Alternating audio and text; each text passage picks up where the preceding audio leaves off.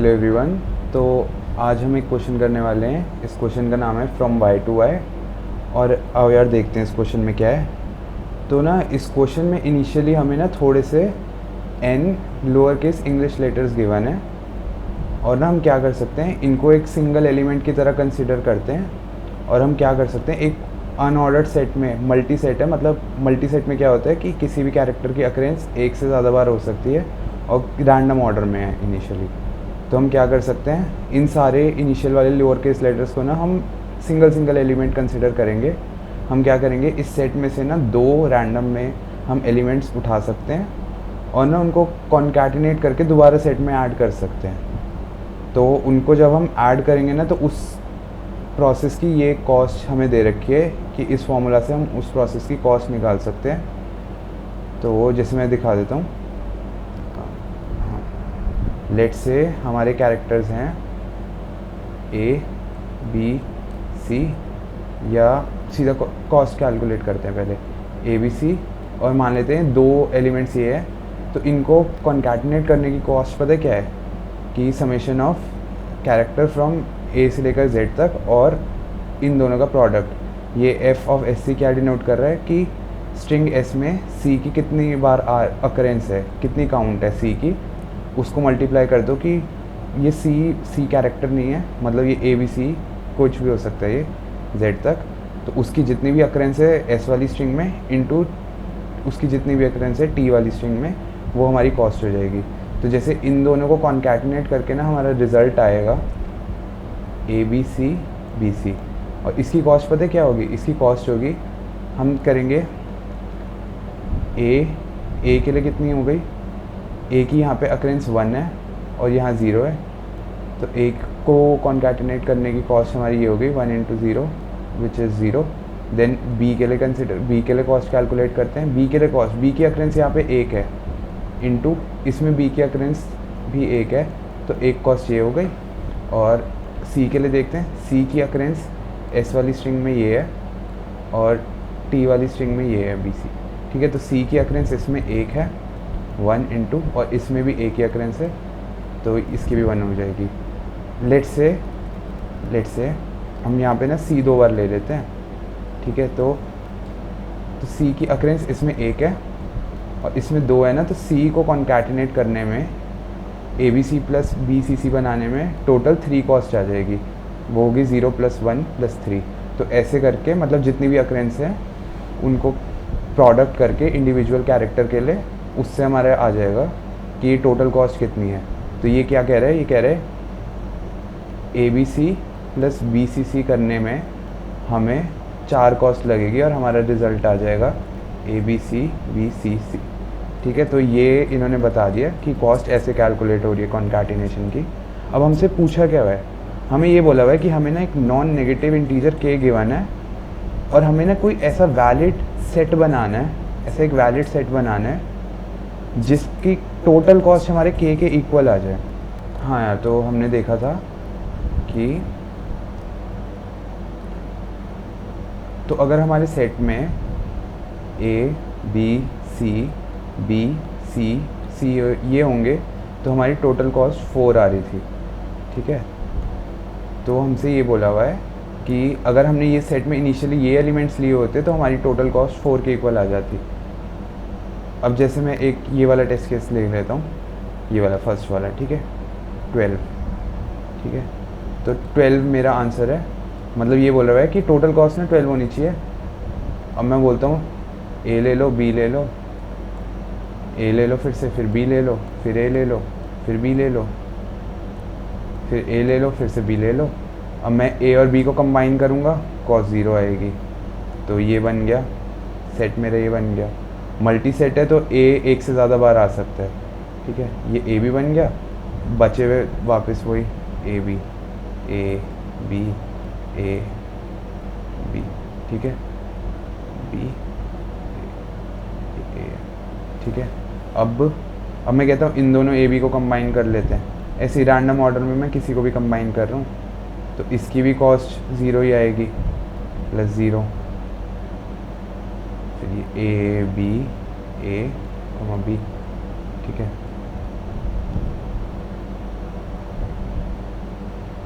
अब मैं कह रहा हूँ इन ए बी को कंबाइन कर लेता हूँ, देखता हूँ इसकी क्या कॉस्ट आ रही है। तो इसकी कॉस्ट पता है क्या आएगी, क्योंकि ए का काउंट इसमें भी 1 है, इसमें भी 1 है, तो 1, और बी का काउंट इसमें भी 1 है, इसमें भी 1 है, तो +1, तो ये 2 कॉस्ट लगेगी इसमें, किसमें, ए बी बनने में 2 कॉस्ट लगेगी। और बचा हुआ फिर ए बी। अब मैंने ये देखा कि ये चारों को कंबाइन करने से ना 2 कॉस्ट बनी टोटल, तो मैं डायरेक्टली यहाँ +2 करके ना नेक्स्ट स्टेप में ये लिख देता हूँ ए बी, ठीक है। और ये मैंने ए बी डायरेक्ट बना दिया। हमें ये पता है कि ए बी से ए बी आने में 2 कॉस्ट लगती है, तो ये मैंने मतलब स्टेप्स ये रिपीट कर रहा था ऊपर वाले, बट ये कर दिया। अब मैं देखता हूँ इसको कॉन्कैटिनेट करने में क्या कॉस्ट लगेगी। तो इनको कॉन्कैटिनेट करने जाऊँगा तो मेरा रिज़ल्ट क्या आएगा, ए बी, ठीक है। कितने, 4 बार हो गए, हाँ 4 बार हो गए। और इसकी कॉस्ट देखते हैं कितनी है, कॉस्ट देखते हैं। ए की अक्रेंस फर्स्ट वाले में कितनी है, 2, और सेकेंड वाले में कितनी है, 2, तो ए की कॉस्ट हो गई 4, और बी की कितनी है, 2 × 2, तो ये हो गई 4, ठीक है। इन दोनों को प्लस किया तो 8 आ गया, इन दोनों को प्लस किया तो 8 आ गया। और हम देखते हैं कि पहले से हमारे आंसर में क्या पड़ा था, पहले से जो भी पड़ा था उसमें +8 कर दो, तो ये हमारा टोटल आ गया 12। तो हमने ये अचीव कर लिया कि 12 हमारी फाइनल कॉस्ट होनी चाहिए थी। तो उसके लिए ए बी एक वैलिड सेट है, ठीक है। तो आओ यार अब ना इसी को एक दूसरे तरीके से हम बना के देखते हैं, सेम सेट लेते हैं बट ना इसकी कैलकुलेशन दूसरे तरीके से करते हैं। अब मैं थोड़े चेंजेस कर देता हूँ सेट में। मैं ऐसे लिख रहा हूँ, एक बी, ठीक है। तो आओ पहले इन दोनों ए को कंबाइन करते हैं, तो उसकी कॉस्ट आ जाएगी 1 × 1, तो 1, ठीक है। और ये आ गया ए सिंगल ए बी, 4 भी हो गए, ठीक है। अब इन दोनों ए को कंबाइन करता हूँ तो उसकी भी कॉस्ट +1 हो जाएगी। यहाँ पे मैं डायरेक्टली लिख देता हूँ, इन दोनों ए को हटा के मैंने सिंपली ए कर दिया, उसकी +1 कॉस्ट कर दी। सिमिलरली 2 बी इसको कंबाइन कर लेता हूँ मैं, तो यहाँ सीधा बी आ गया और उसकी भी कॉस्ट 1 हो गई, ठीक है। अब मैं इन दोनों ए को कंबाइन कर देता हूँ, मतलब ये ए और ए को कंबाइन करके लिखता हूँ। ऐसे मैं किसी भी रैंडम ऑर्डर में कंबाइन करी जा रहा हूँ इनको रिजल्ट्स को, ठीक है। तो ए को कंबाइन किया तो इसकी कॉस्ट आई ए और ये बी। अब इसमें कॉन्कैटिनेशन की कॉस्ट कितनी ऐड हुई, ए ही है, क्योंकि फर्स्ट वाले में अक्रेंस उसकी 2 थी, सेकेंड वाले में भी अक्रेंस उसकी 2 थी, तो 4 +4 कॉस्ट आ गई, ठीक है। ये हटा देते हैं। अब मैं कहता हूँ मैं ना इस ए को और इन 2 बी को कंबाइन कर देता हूँ, तो देखते हैं क्या कॉस्ट आती है। तो रिज़ल्ट हमारा क्या बनेगा, ए बी, ठीक है। और इनको कॉन्कैटिनेशन की कॉस्ट, ए के लिए कॉन्कैटिनेशन की कॉस्ट हो जाएगी 4 × 0 और बी के लिए हो जाएगी 0 × 2, तो टोटल कॉस्ट 0 हो गई, इसमें +0 कर दिया, ठीक है। अब मैं कह रहा हूँ एक मैं बी ऐड करता हूँ इसमें, ये वाला बी ऐड करता हूँ, तो क्या आएगा रिज़ल्ट, 1 2 3 4 ए हो गए और 3 बी हो गए और 1 बी बच गया हमारा। तो ए की कॉस्ट हमें पता है, ए की कॉस्ट 0 होगी क्योंकि इस वाले बी के साथ कोई भी ए नहीं था, तो ए की कॉस्ट 0 हो गई। और बी की कॉस्ट हमारी कितनी हो गई, इस वाले में अक्रेंस 2 है और उस वाले में 1 है, तो +2 हो गई, ठीक है। अब ये बचा हुआ जो लास्ट बी है इसको कॉन्कैटिनेट कर देते हैं, तो 1 2 3 4 ए, 1 2 3 4, ये 4 भी हो गए। इस वाले में ए की अक्रेंस है नहीं, तो ए 0 कंट्रीब्यूट करेगा कॉस्ट में, और बी के लिए हम देखते हैं तो 3 है इसमें और 1 है उसमें, तो +3, ठीक है। तो ये करके हमारा फाइनल स्ट्रिंग तैयार हो गई है। अब फाइनल स्ट्रिंग की कॉस्ट हम देखते हैं कितनी हो गई, 1 + 1 2 + 1 3 + 4 7 7 and 2 9 और 3 12। तो यार ये पता है क्या पता लगा हमें, इससे हमें ये पता लगा कि हम किसी भी ऑर्डर में वो कर लें ना चूज़, तो हमेशा रिज़ल्ट आ ही जाएगा 12। और कितने भी एलिमेंट्स ले लें, अब मैं ये कितने भी एलिमेंट्स वाला काम अभी देखते हैं हम दोबारा, ठीक है। तो ये कह रहे हैं कि ऑर्डर से कोई फ़र्क नहीं पड़ेगा, किसी भी ऑर्डर में प्रोसीड करो कोई फ़र्क नहीं पड़ेगा, के की रिज़ल्ट पे, फाइनल रिज़ल्ट पे, ऑर्डर पे कोई भी फ़र्क नहीं पड़ेगा। हम ऐसे कंबाइन करके चल लें या ऐसे कंबाइन करके चल लें, फ़र्क पता है किससे पड़ेगा? फ़र्क बस हमें ये पड़ेगा कि कौन से कैरेक्टर्स ले रखे हैं और उनकी काउंट कितनी है, क्योंकि हमेशा कैरेक्टर के काउंट से ही हमारा वो बन रहा है प्रोडक्ट कर करके उनका, तो फाइनल रिज़ल्ट हमारा हमेशा कैरेक्टर की काउंट से ही निकल रहा है। अब 12 के लिए ना मैं क्या कर रहा हूँ, 12 के लिए ना मैं ये ले रहा हूँ कि मैं ना लेट से मैक्सिमम टू मैक्सिमम जितने भी ए उठा सकता हूँ ना वो उठा लेता हूँ मैं पहले, ये मैं कह रहा हूँ। तो मैं कह रहा हूँ अब, और एक और चीज़ हम ऑब्ज़र्व करते हैं कि ना ए ने पता है ऊपर कितना टोटल कंट्रीब्यूशन किया होगा कॉस्ट में।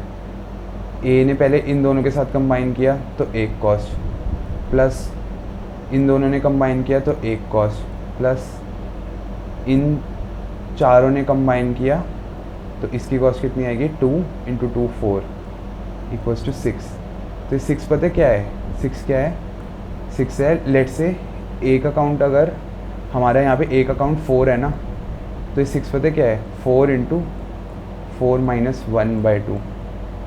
ये देख लो कैसे, 4 × 3/2 6, ये ऐसा है। और तो ए का काउंट कितना होगा, ए का टोटल कंट्रीब्यूशन कॉस्ट में इतना होगा कि जितनी भी उसकी अकरेंसेस है ना उससे -1/2, ठीक है। सिमिलरली बी का केस ले लेते हैं, बी के केस में भी ये है, बी की काउंट अगर 4 है टोटल, तो बी की कंट्रीब्यूशन भी 6 होगी इसमें।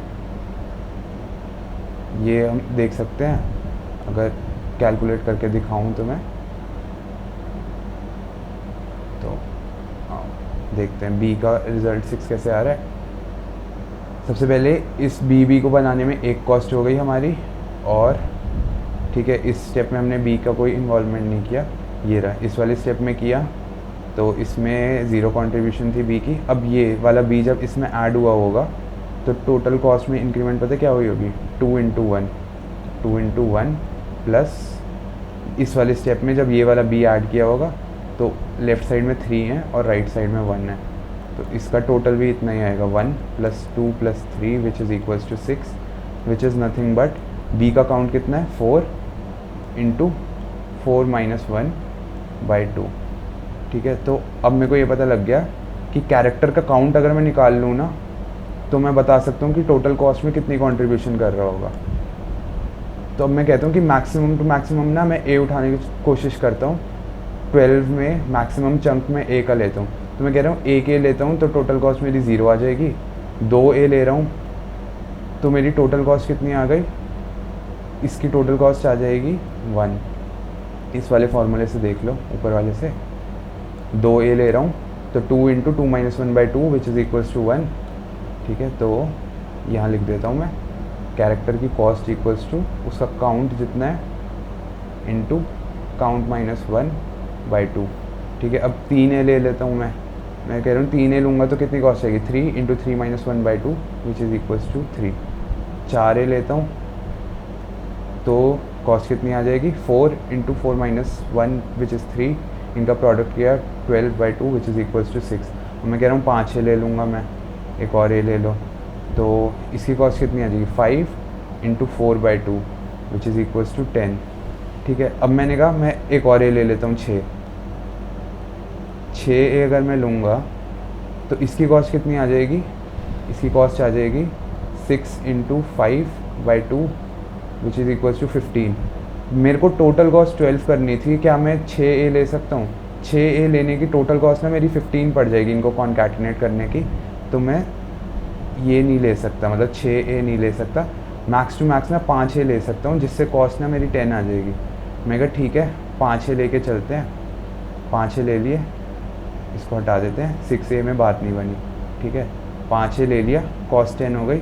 अब मेरा क्या काम हो गया, मेरा काम हो गया कि 5a लेके ना मेरी 10 कॉस्ट ऑब्टेन हो गई। अब बची हुई कॉस्ट कितनी है, 2 कॉस्ट मेरे को और ऑब्टेन करनी है, वो मैं कैसे करूँगा, ठीक है। तो मैंने कहा चलो b से पूछते हैं। तो मैं b लेने गया, मैंने 1 b लिया तो 0 आ गई कॉस्ट उसकी। मैंने 2 b लिए तो 1 कॉस्ट आ गई। 3 b लिए, मैंने कहा कॉस्ट 3 आ गई, इसको तो ले ही नहीं सकता, 2 b ले लेता हूँ। ये डन करते हैं, ये डन करते हैं, ठीक है। तो अब बची हुई कॉस्ट कितनी रह गई मेरी रह गई 2 - 1 विच इज़ इक्वल्स टू 1। ये कॉस्ट मेरे को पता लग गया कि 1 c लूँगा तो 0 कॉस्ट, 2 c लूँगा, 2 c लिए तो मेरी 1 कॉस्ट आ गई, और इसके बाद मेरा k 0 हो गया। तो मैं कह रहा हूँ, मैंने क्या पता किया, मैंने कहा अगर मैं अपनी फाइनल स्ट्रिंग कुछ इस टाइप की बनाऊँ ना, 1 2 3 4 5a 2 b और 2 c, तो इनकी टोटल कॉस्ट में 12 आ जाएगी। ये है, ये मैंने काउंट से डिटरमाइन कर लिया। पहले ऊपर हमने काउंट से फार्मूला डिराइव कर लिया, फिर हमने ये काम कर लिया। तो यार इतना सही था ये क्वेश्चन, और मतलब यही है। तो ठीक है, मतलब काउंट हम ले लेंगे, हर कैरेक्टर का मैक्सिमम काउंट ग्रीडीली हम देख रहे हैं कि कितना ले सकते हैं, जिससे k से छोटे वैल्यू बनी रहे, एंड देन बाद में जितना भी बचेगा उसको हम आगे आगे कैरेक्टर्स में फॉरवर्ड करते जाएंगे। एक इसमें भी मतलब अलग से केस हैंडल करना पड़ेगा। जब k की वैल्यू 0 है ना, तो सिंपली खाली एक a रिटर्न करा दो, क्योंकि सिंपल एक a 0 रिटर्न करा देता है। या वैसे इस केस में ना आप कुछ भी रिटर्न करा सकते हो, कोई भी डिस्टिंक्ट, जैसे a भी कराया, इसकी भी कॉस्ट 0 आएगी। a b c करा दो, उसकी भी कॉस्ट 0 आएगी। कोई सा भी जिसमें मतलब कैरेक्टर के काउंट सारे यूनिक कैरेक्टर हो ना, इसमें a b c dot z तक भी करा दो प्रिंट, उसकी भी कॉस्ट 0 ही होगी, ठीक है। तो ये वाला केस एक अलग से देखना पड़ रहा था। अब इसके कोड पे चलते हैं एक बार। तो इनपुट फॉर्मेट में हमें k की वैल्यू गिवन है, और आउटपुट में हमें एक स्ट्रिंग प्रिंट करानी है। तो टेस्ट केस इसमें एक ही है, आओ, ठीक है। तो सबसे पहले आके हमने k की वैल्यू इनपुट करा ली, k की वैल्यू हमने इनपुट करा ली। अब हम पूछते हैं कि ठीक है, एक ना काउंट आरे बना रहा हूँ मैं 26 साइज़ का, इसमें मैं स्टोर कराऊँगा कि कितना काउंट ले सकते हैं किसी भी कैरेक्टर का, ठीक है। तो अब आई से शुरू होते हैं, 26 तक जाएंगे और देखते हैं कि एक पहले बेस केस लगा देते हैं। इफ़ k इक्वल्स टू 0, तो कुछ भी अपेंड करा के, देखो रैंडम कुछ भी करा रहा हूँ मैं, ये लो, बस रिपीट नहीं होना चाहिए, ये रिपीट करा के, ये अपेंड करा के रिटर्न कर जाओ, वरना आओ। अब देखते हैं, अब स्टार्ट करते हैं। तो मैंने कहा अभी की काउंट ना ये रख लो 1। इससे पहले एक चीज़ चेक कर लो, क्या हमारा k इक्वल्स टू 0 हो चुका है। अगर ये हो चुका है ना, तो मतलब हमारा काम हो चुका है और कैरेक्टर्स को ऐड करने की ज़रूरत नहीं है। तो यहाँ से इस लूप से ब्रेक कर जाओ, ठीक है। अब हम देखते हैं कि मैक्सिमम कितने एलिमेंट्स उठा सकते हैं। मैंने कहा c, अगर मैं एक, ये c क्या कह रहा है कि ये c ये कह रहा है, c ये कह रहा है कि अगर मैं एक a लूँ तो कितना कॉस्ट बनेगा। देन हम ये मैक्सिमम वैल्यू उठाने की कोशिश कर रहे हैं कि कितने a उठा सकते हैं। तो अभी हमारे पास सिर्फ एक a है। अब मैंने कहा कि अगर मैं एक और a ऐड कर दूँ तो उसकी जो कॉस्ट आएगी, क्या वो cost less than equals to k है। ये कह रहे हैं कि 2a की हमने कॉस्ट चेक कर ली, अगर वो k से इक्वल है, लेस देन इक्वल है ना, तो वो कर दो, एक और a अपेंड करा दिया हमने, ठीक है। और ये काम तब तक करते रहेंगे जब तक हम कॉस्ट मतलब a अपेंड कराते जाएंगे। उसके बाद कर सकते हैं जब तक a अपेंड, तब तक ये काम करते रहेंगे। फाइनली हमने k में से कितना कंज्यूम की थी कॉस्ट, हमने जैसे अगर c कैरेक्टर्स चूज़ किए हैं तो हमने इतनी कॉस्ट कंज्यूम की थी, तो वो लिख लेते हैं। तो वो हमारी हो गई c इंटू c - 1/2, ठीक है। ये कॉस्ट हमने कंज्यूम करा ली। और क्या करते हैं, जाते जाते ना काउंट ऑफ आई में हमने सी स्टोर करा दिया। ठीक है, ये काम हो जाएगा जब तक या तो सारे कैरेक्टर्स विजिट हो जाएंगे या फिर k इक्वल्स टू 0 हुआ तो ब्रेक कर जाएंगे। यहाँ से हमने काउंट स्टोर करा दिया। काउंट क्यों स्टोर करा रहे हैं हम इस एरे में, ताकि हमें ये पता रहे कि कौन सा कैरेक्टर कितनी बार यूज़ किया है। तो अब इसके बाहर हम निकलते हैं, तो एक स्ट्रिंग बिल्डर ले लेते हैं। String builder result equals to new string builder. ठीक है, और इसमें अब क्या करेंगे, इस काउंट वाली एरे पे लूप लगाएंगे।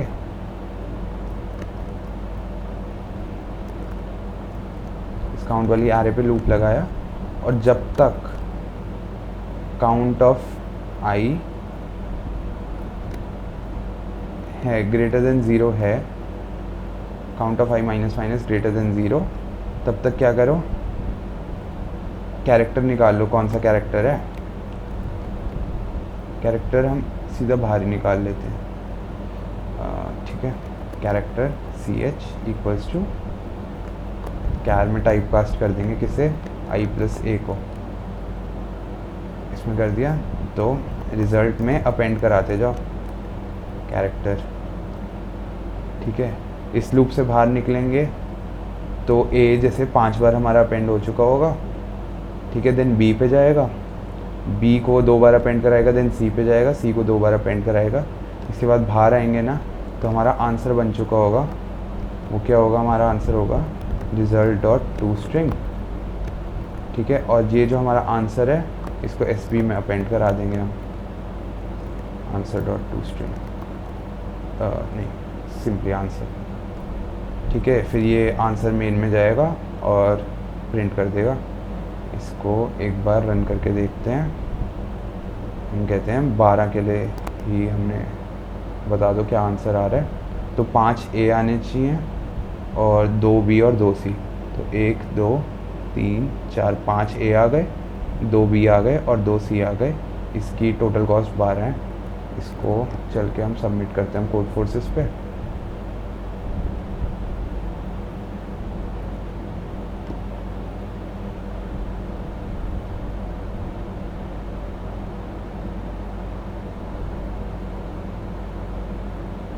तो ये हमारा कोड फोर्सेस पे भी एक्सेप्ट हो गया।